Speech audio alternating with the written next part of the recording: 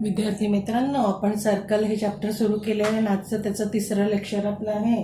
त्यामध्ये आपण practice set 3.1 सुरू केलेला आहे आणि त्यातला आता आपण तिसरा प्रॉब्लेम घेतो आहे. ओके, चला बघू काय आहे तिसरा प्रॉब्लेम.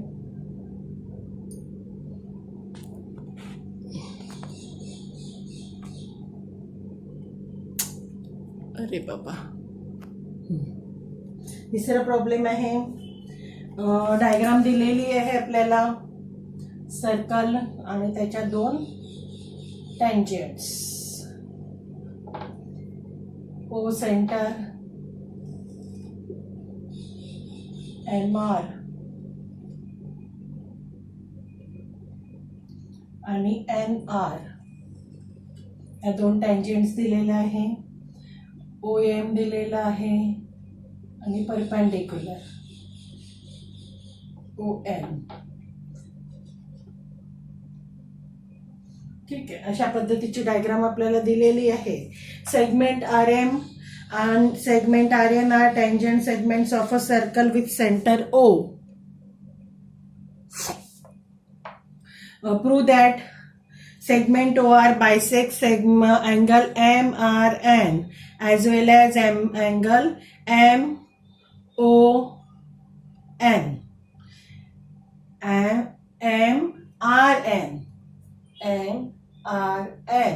आणि MON. आता हा जर OR बायसेक्टर आहे म्हणजेच तुम्हाला काय दाखवायचे, हे दोन अँगल कॉन्ग्रुएंट दाखवायचे आणि हे दोन अँगल कॉन्ग्रुएंट दाखवायचे. आणि हे अँगल कॉन्ग्रुएंट दाखवण्यासाठी तुम्हाला प्रॉपर्टी म्हणजेच दोन ट्रायंगल आपल्याला आधी कॉन्ग्रुएंट दाखवावे लागेल. ठीक आहे, आता बघा बरं कोणते दोन ट्रायंगल आपण कॉन्ग्रुएंट दाखवू शकतो. सिंपल आहे, प्रॉब्लेम एकदम सिंपल आहे.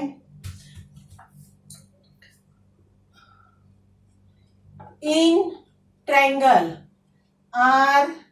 RMO दिसला का? हा झाला RMO.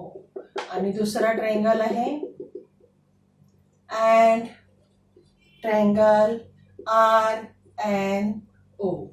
आता याच्यामध्ये सगळ्यात पहिले आपल्याला माहिती आहे हे गिव्हनच आहे. तर आता मी इथे गिव्हन आहे तिथे लिहिते इन राईट अँगल ट्रायंगल. म्हणजेच अँगल ट्रायंगल म्हणजे लक्षात येतं की हे दोन राईट अँगल ट्रायंगल आहे. याच्यामध्ये पहिल्यांदा segment OM congruent to segment ON. का बरं? रेडाय ऑफ सेम सर्कल, एकाच सर्कलच्या आहेत रेडियस रेडाय म्हणून त्या इक्वल असतात, कॉन्ग्रुएंट असतात. दुसरं आपल्याला माहित आहे segment OR congruent to segment OR. का बरं? Common side. का बरं? Common side. Therefore which test. आता बघा इथे दोनच गोष्टी मिळालेल्या आपल्याला, पण हे राईट अँगल ट्रायंगल आहे म्हणून इथे टेस्ट लागते, hypotenuse side test. Triangle RMO congruent to triangle RON. आणि जेव्हा दोन ट्रायंगल कॉन्ग्रुएंट असतात तेव्हा त्याचे प्रत्येक साइड्स आणि प्रत्येक अँगल कॉन्ग्रुएंट असतात. त्याच्यावरून आपण म्हणू शकतो therefore angle MRO congruent to angle ORN. एक नंबर. का बरं? Corresponding angle of congruent triangle CACT. And दुसरं angle MOR congruent to angle RON. Second, याला सुद्धा रिझन तेच आहे. ठीक आहे, आणि फ्रॉम 1 and 2 जर हे दोन अँगल कॉन्ग्रुएंट आहे, हे दोन अँगल कॉन्ग्रुएंट आहे, तुम्ही म्हणू शकता segment OR is the angle bisector of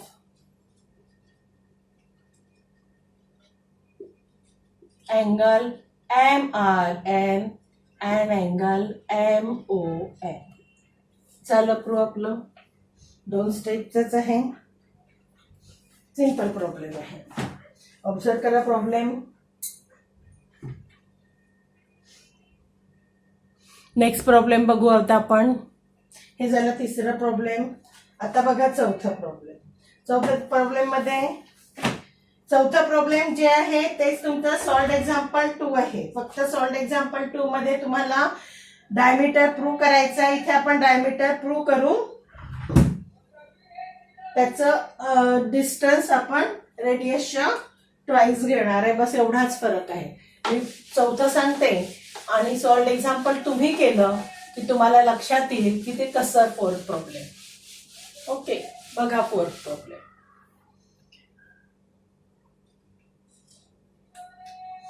काय आहे fourth problem? What is the distance between two parallel tangents of a circle having radius 4.5 centimetre and justify your answer.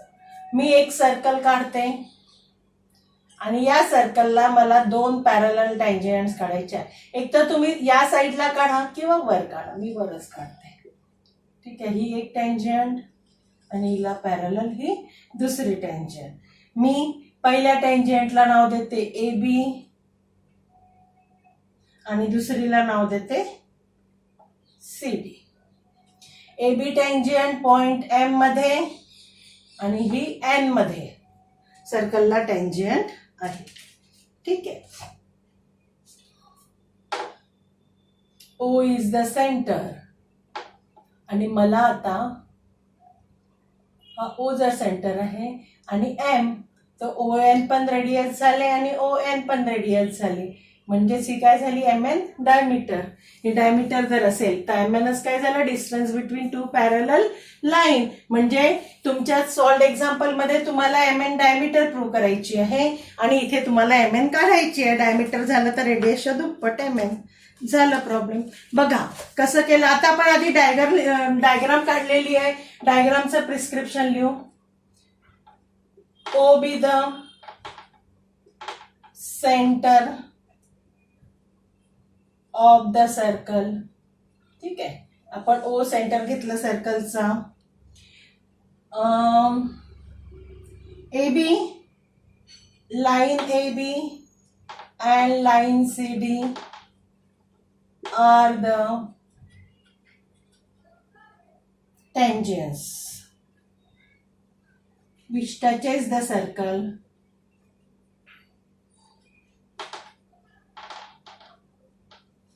AB at point M and N. आता 2 लिहिलंय म्हणून मी इथे लिहिते शब्द respectively. म्हणजे AB touches at point M and CD, line CD touches at N. ठीक आहे, म्हणून रिस्पेक्टिव्हली शब्द वापरला. ठीक आहे.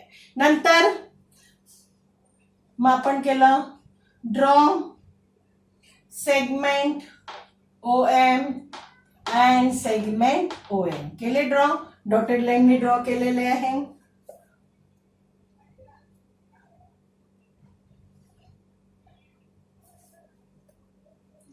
आता या याच्यामधनं ओ मधनं एक लाईन आपण काढू जी एक्स वाय ला पॅरलल आहे. जी ए बी ला, लाईन एक्स वाय आपण ड्रॉ केली जी ए बी ला पॅरलल आहे. कशी लाईन केली आपण? ए बी ला parallel through O. Through O, O म्हणजे centre. Through O draw line X Y parallel to line A B. ठीक आहे. आता मला सांगा, ही एक्स वाय ए बी ला parallel, A B C D ला पॅरलल आहे, म्हणजेच एक्स वाय सी डी ला सुद्धा पॅरलल होईल. होईल, तेच लिहायचंय आपल्याला. आपण इथे गिव्हन आहे line A B parallel to line C D आणि line X Y parallel to line AB. Therefore, line XY parallel to line CD. म्हणजेच काय होईल?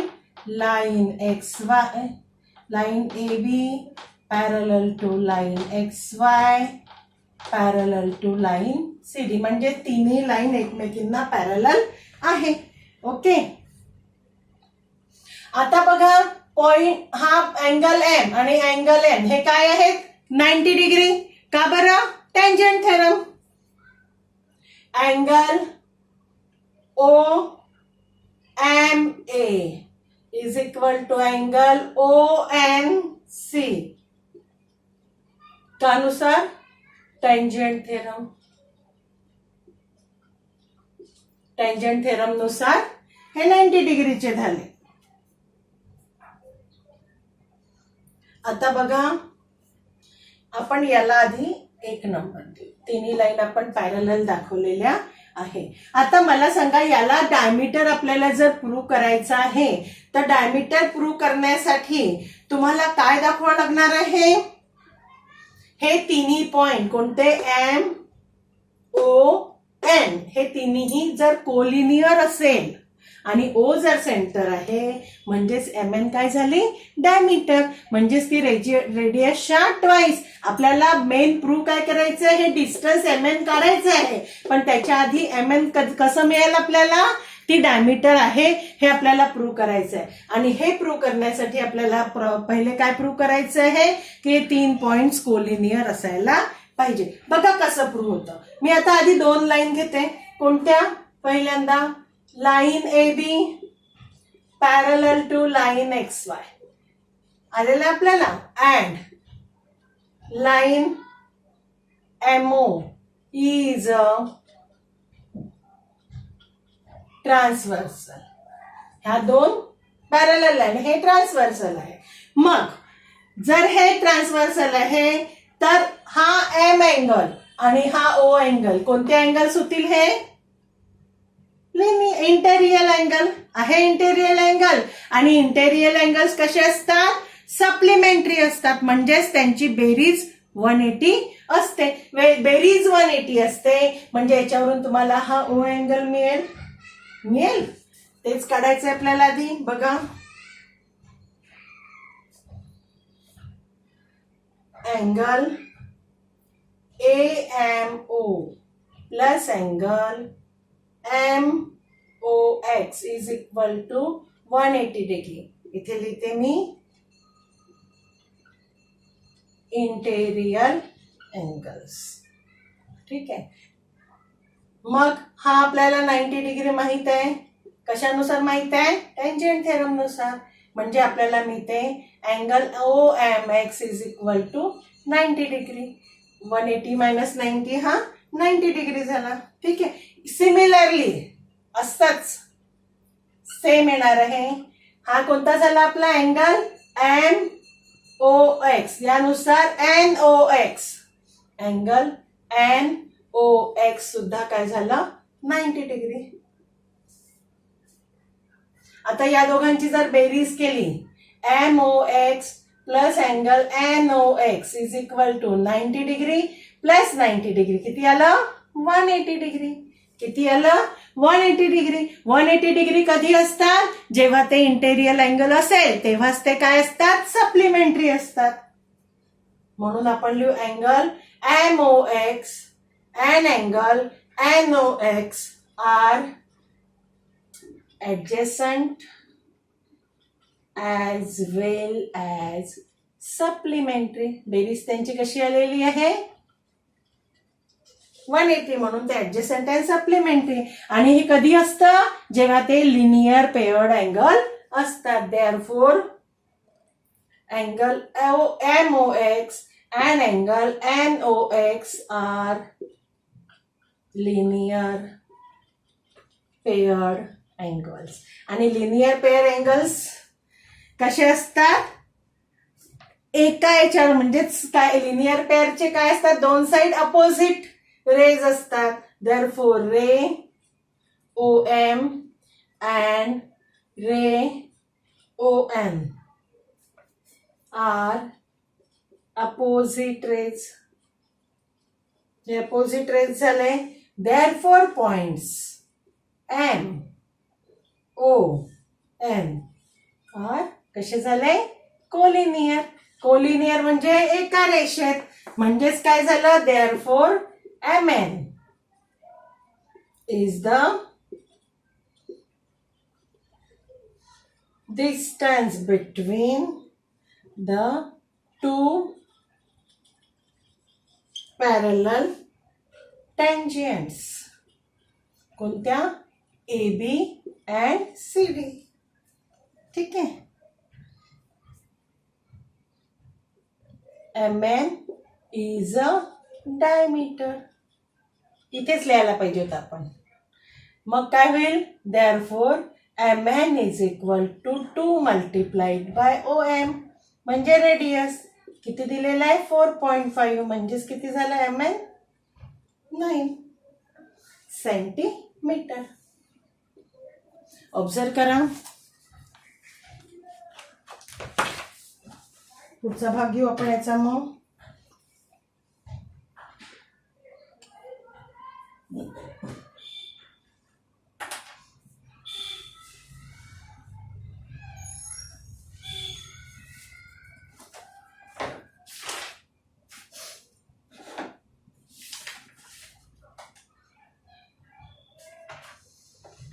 चला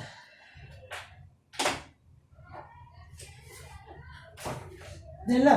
आता याच्यातलं नेक्स्ट आहे टचिंग सर्कल बघायचं आहे आपल्याला. आणि टचिंग थेरम, त्याच्यातला जो थेरम आहे त्याचं प्रूफ पण तुम्हाला नाही आहे यावेळेस, म्हणजे काय नाहीच आहे, कारण ते इनडायरेक्ट प्रूफ आहे. इनडायरेक्ट प्रूफ तुमच्या पुस्तकात दिलेलेच नाहीये. फक्त तो थेरम तुम्हाला लक्षात घ्यायचा आहे आणि त्याच्यावर बेस, त्या थेरमवर बेस एक प्रॉब्लेम असतं परीक्षेत नेहमी.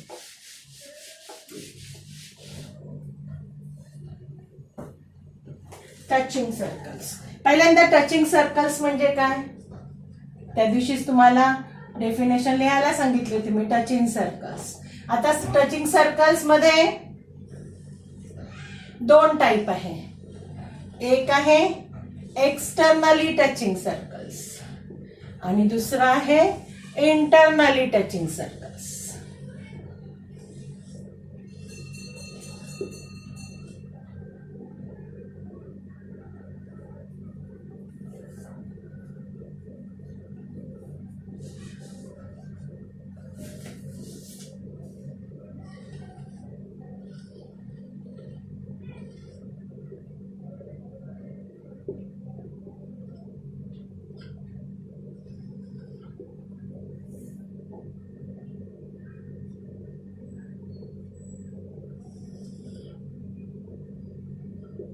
हा काय झाला? Externally touching. Externally touching circle. आणि हा काय झाला? Internally touching circle. ठीक आहे. आता याच्यावरचा जो थेरम आहे तो थेरम तुम्हाला स्टेटमेंट लिहायचं आहे आणि चांगलं रीड करायचं आहे, कारण त्या स्टेटमेंटनुसार तुम्हाला एक्झाम्पल सोडवायचे पुढे. ओके. थेरम काय आहे? If 2 circles touch each other, their point of contact lies on the line joining their centres. ठीक आहे. आता याचा अर्थ 2 सर्कल जेव्हा एकमेकांना टच करतात तेव्हा त्यांचा पॉइंट ऑफ कॉन्टॅक्ट म्हणजे हा टचिंग पॉइंट या सेंटरच्या लाईनवर, 2 सर्कलची जी सेंटरची लाईन जॉईन होते त्या लाईनवर असतो. म्हणजेच काय असतं? X Z Y are collinear असतात. काय असतात ते? कोलिनियर असतात जेव्हा ते टचिंग सर्कल असतात.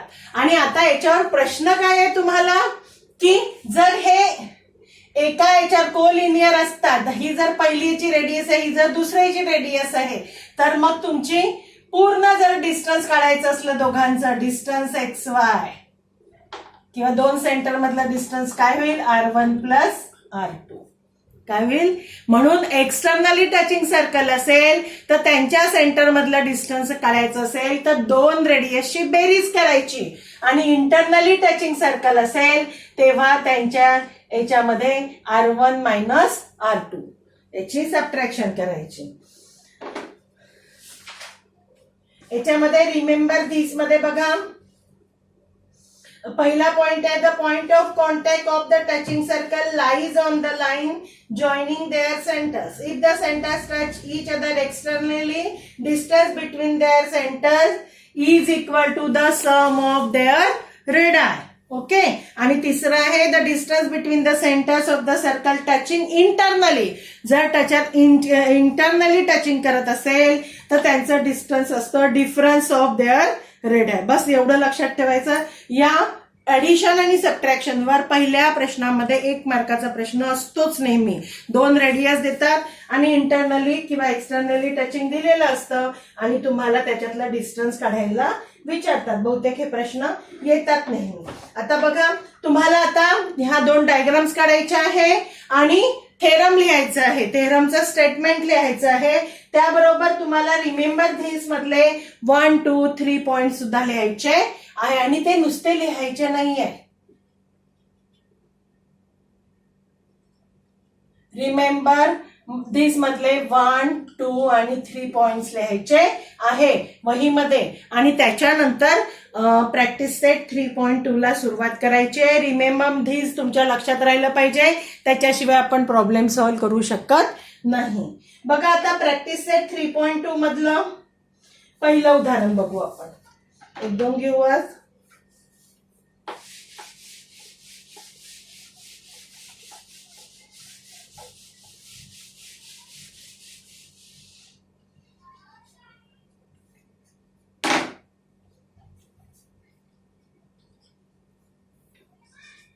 काय उदाहरण मध्ये 2 circles having radii 3.5 centimetre and 4.8 centimetre touch each other internally.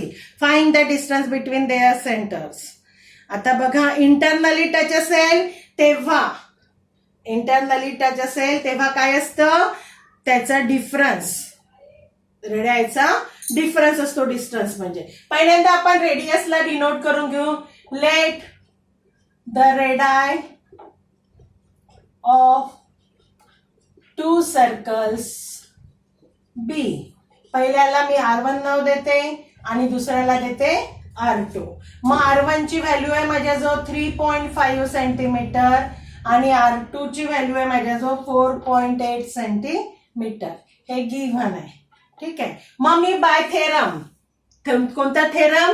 Bye touching circle theorem. काय आहे theorem? 2 circles are touching each other.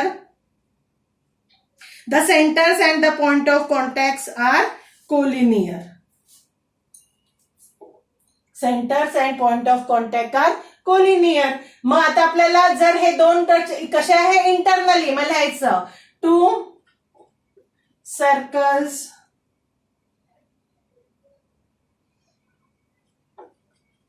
are touching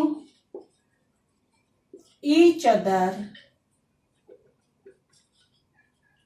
internally. Therefore, distance between their centers is equal to difference पाहिजे R2 minus जो radius मोठा असला, कारण distance हे कधीही negative राहत नाही म्हणून R1 मायनस R2 नाही घ्यायचं. जो मोठा असेल त्याच्यातून लहान मायनस करायचं. 4.8 मायनस 3.0 1.3 सेंटीमीटर झालं प्रॉब्लेम. दुसरं 1 मार्काचा प्रॉब्लेम आहे. आता बघा, दुसऱ्या याच्यामध्ये बघा 2 सर्कल्स परत दिलेले आहे. परत रेडाय डिनोट करू. Let the radii of 2 circles be R1 and R2. R1 दिलेला आहे 5.5 सेंटीमीटर आणि R2 दिलेला आहे 4.2 सेंटीमीटर. इथे काय आहे, circles are touching each other externally. लिहायचं 2 circles touches each other externally. Therefore, the distance between their centers is equal to, आता एक्सटर्नली आहे म्हणजे दोन्ही रेडियसची बेरीज, सम 5.5 प्लस 4.2 9.7 सेंटीमीटर. आता याच्यावरचे नेक्स्ट प्रॉब्लेम आपण पुढच्या नेक्स्ट ह्याच्यात घेऊ. तिसरा प्रॉब्लेम तुम्हालाच करता येईल बघा. तिसरं काय, the radii of to circles दिलेले आहे. Draw the figure of this circles touching each other, externally आणि इंटरनली. दोन्ही याच्या तुम्हाला फिगर ड्रॉ करायचे आहे. करता येईल का? मेजरमेंटनी करायचं आहे. पहिले एक्सटर्नली मध्ये 4 सेंटीमीटरचं काढायचं, नंतर 2.8 सेंटीमीटरचं त्याला एक्सटर्नली टच करायचं, आणि इंटरनली मध्ये 4.4 सेंटीमीटरच्या सर्कल मध्येच इंटरनली सर्कल काढायचं. तिसरा प्रॉब्लेम तुम्ही करा. चौथं पुढच्या पिरियडला घेऊ आपण. ओके.